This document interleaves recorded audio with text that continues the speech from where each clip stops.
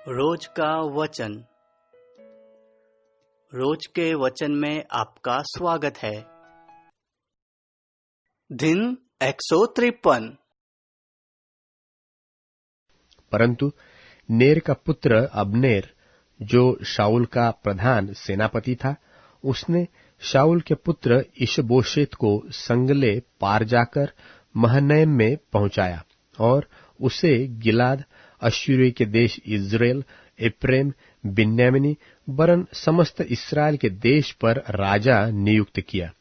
शाऊल का पुत्र इशबोशेत 40 वर्ष का था जब वह इस्राएल पर राज्य करने लगा और 2 वर्ष तक राज्य करता रहा, परंतु यहूदा का घराना दाऊद के पक्ष में रहा और दाऊद के हेब्रोन में यहूदा के घराने पर राज्य करने का समय 7.5 वर्ष का था।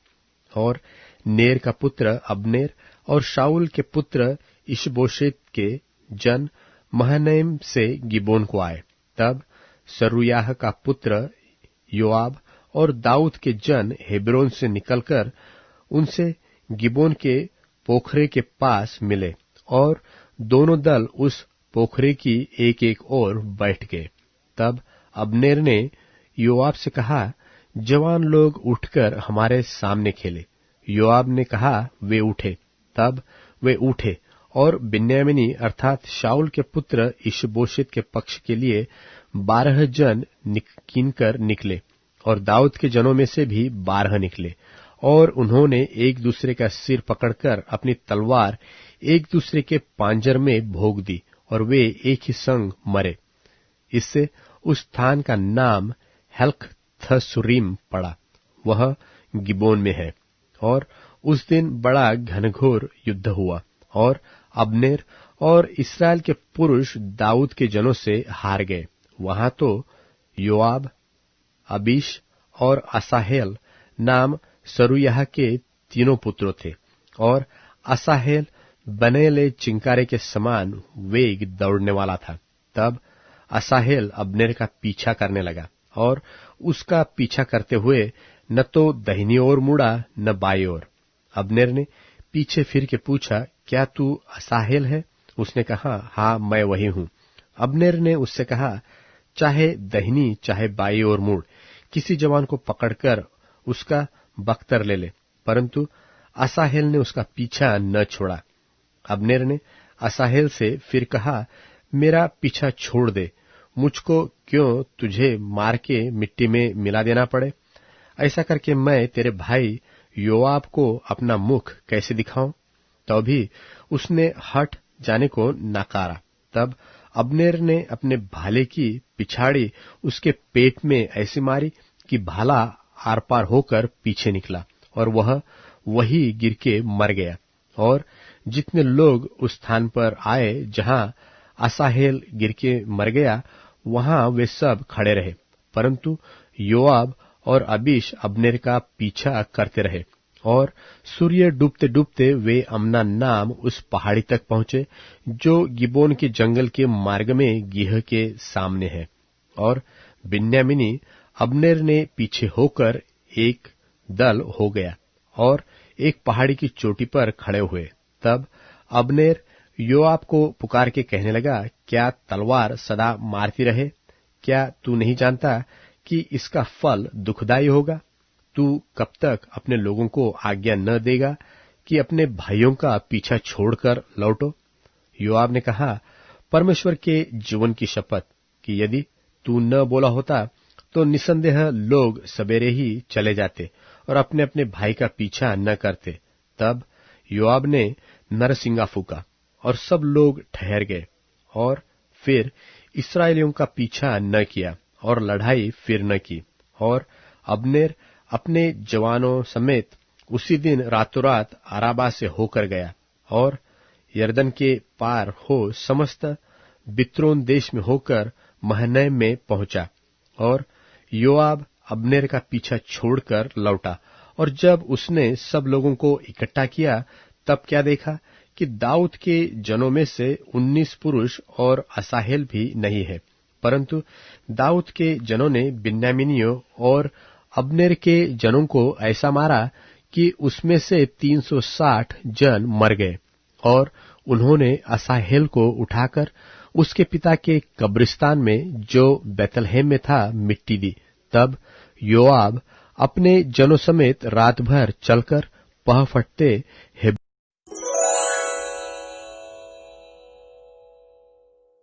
शमूएल भविष्यवक्ता की दूसरी पुस्तक अध्याय 3। शमूएल भविष्यवक्ता की दूसरी पुस्तक अध्याय 3। शाऊल के घराने और दाऊद के घराने के मध्य बहुत दिन तक लड़ाई होती रही, परंतु दाऊद प्रबल होता गया और शाऊल का घराना निर्बल पड़ता गया। और हेब्रोन में दाऊद के पुत्र उत्पन्न हुए। उसका जेठा बेटा अम्नोन था, जो इजरायली अहीनोअम से उत्पन्न हुआ था, और उसका दूसरा किलाब था, जिसकी मां कर्मेली नाबाल की स्त्री अबीगेल थी। तीसरा अबशालोम, जो गशूर के राजा तलमई की बेटी माका से उत्पन्न हुआ था। चौथा अदोनियाह, जो हग्गित से उत्पन्न हुआ था। पांचवा शपत्याह, जिसकी मां अबीतल थी। छठवां इत्राम, जो एगला नाम दाऊद की स्त्री से उत्पन्न हुआ। हेब्रोन में दाऊद से यही संतान उत्पन्न हुए। जब शाऊल और दाऊद दोनों के घराने के मध्य लड़ाई हो रही थी, तब अब्नेर शाऊल के घराने की सहायता में बल बढ़ाता गया। शाऊल की एक रखेली थी, जिसका नाम रिस्पा था। वह अय्या की बेटी थी, और इशबोशेत ने अब्नेर से पूछा, तू मेरे पिता की रखेली के पास क्यों गया?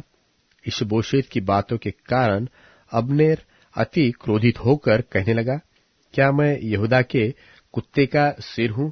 आज तक मैं तेरे पिता शाऊल के घराने और उसके भाइयों और मित्रों को प्रीति दिखाता आया हूं, और तुझे दाऊद के हाथ पड़ने नहीं दिया। फिर तू अब मुझ पर उस स्त्री के विषय में दोष लगाता है। यदि मैं दाऊद के साथ परमेश्वर की शपथ के अनुसार बर्ताव न करूं, तो परमेश्वर अब्नेर से वैसा ही वरन उससे भी अधिक करे, अर्थात मैं राज्य को शाऊल के घराने से छीनूंगा, और दाऊद की राजगद्दी दान से लेकर बर्शेबा तक इस्राएल और यहूदा के ऊपर स्थिर करूंगा। और वह अब्नेर को कोई उत्तर न दे सका, इसलिए कि वह उससे डरता था। तब अब्नेर ने उसके नाम से दाऊद के पास दूतों से कहला भेजा कि देश किसका है, और यह भी कहला भेजा कि तू मेरे साथ वाचा बांध, और मैं तेरी सहायता करूंगा कि समस्त इस्राएल के मन तेरी ओर फेर दूं। दाऊद ने कहा, भला मैं तेरे साथ वाचा तो बांधूंगा, परंतु एक बात मैं तुझसे चाहता हूं कि जब तू मुझसे भेंट करने आए, तब यदि तू पहले शाऊल की बेटी मीकल को न ले आए, तो मुझसे भेंट न होगी। फिर दाऊद ने शाऊल के पुत्र इशबोशेत के पास दूतों से यह कहला भेजा कि मेरी पत्नी मीकल, जिसे मैंने 100 पलिश्तियों की खलड़ियां देकर अपनी कर लिया था, उसको मुझे दे दे। तब इशबोशेत ने लोगों को भेजकर उसे लैश के पुत्र पलतीएल के पास से छीन लिया, और उसका पति उसके साथ चला और बहुरीम तक उसके पीछे रोता हुआ चला गया। तब अब्नेर ने उससे कहा, लौट जा, और वह लौट गया।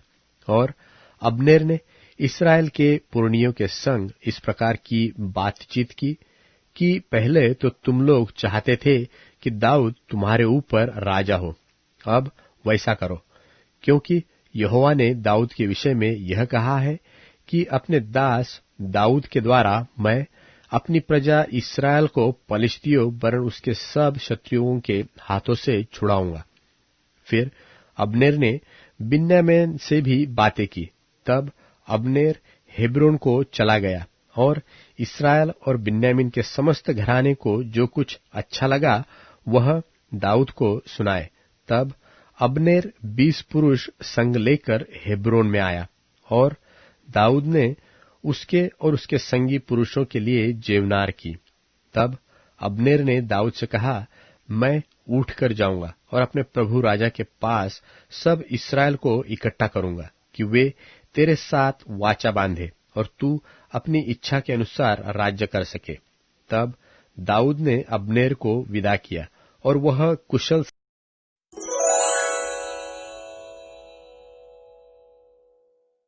यूहन्ना अध्याय 21। इन बातों के बाद यीशु ने अपने आप को तिबिरियास झील के किनारे शिष्यों पर प्रकट किया। शिमोन पतरस और थोमा, जो दिदुमुस कहलाता है, और गलील के काना नगर का नतनेल, जब्दी के पुत्र, और उनके शिष्यों में से 2 और लोग वहां इकट्ठे थे। शिमोन पतरस ने उनसे कहा, मैं मछली पकड़ने जाता हूं। उन लोगों ने उससे कहा, हम भी तुम्हारे साथ चलते हैं। इसलिए वे निकलकर नाव पर चढ़े, परंतु उस रात उन लोगों ने कुछ न पकड़ा। भोर होते ही यीशु किनारे पर खड़े थे, तो भी शिष्यों ने उन्हें ना पहचाना कि ये यीशु हैं। तब यीशु ने उनसे कहा, हे बच्चों, क्या तुम्हारे पास कुछ खाने के लिए है? उन लोगों ने उत्तर दिया, नहीं। यीशु ने उनसे कहा, नाव की दाहिनी ओर जाल डालो तो पकड़ोगे। तब उन्होंने जाल डाला, लेकिन मछलियों की बहुतायत के कारण उसे खींच न सके।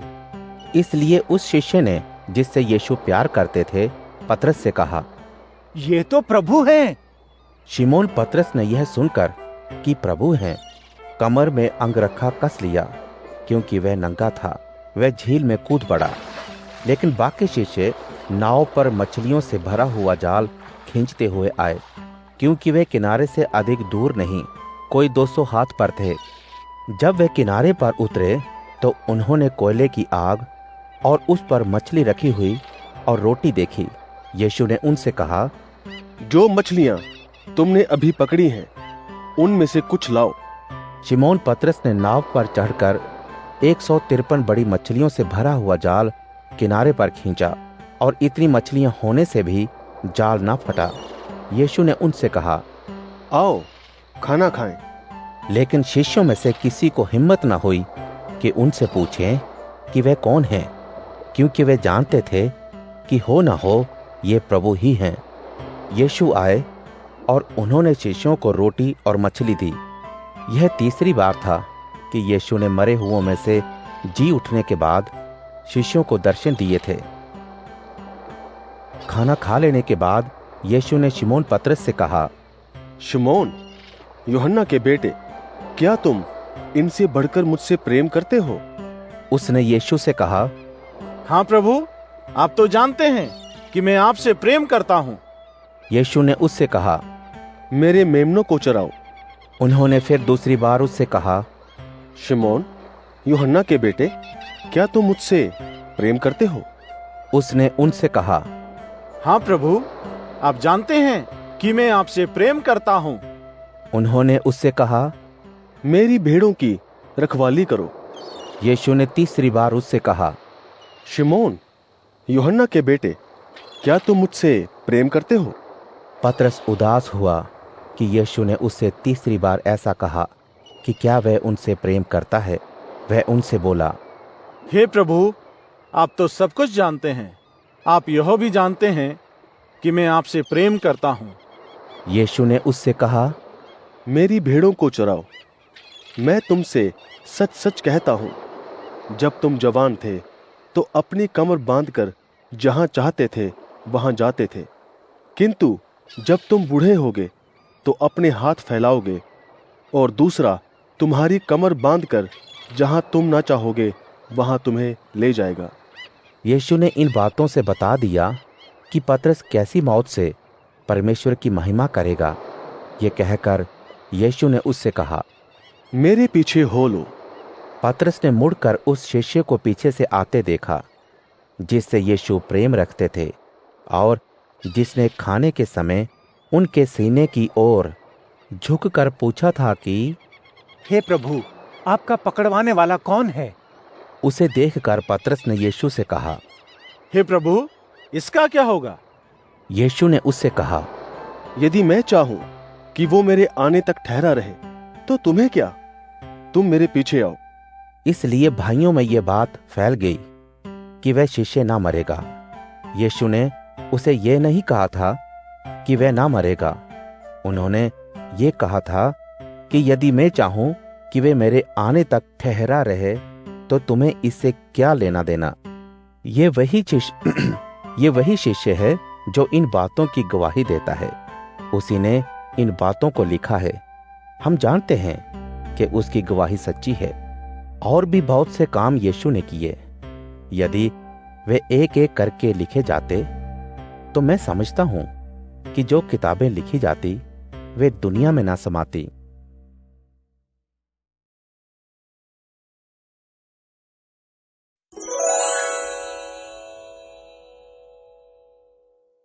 अध्याय 69 संकट से मुक्ति की प्रार्थना। हे परमेश्वर, मुझे बचा, क्योंकि जल प्रवाह मेरे गले तक बढ़ आया है। मैं कीच दलदल में धंस गया हूं, वहां पैर रखने को आधार नहीं है।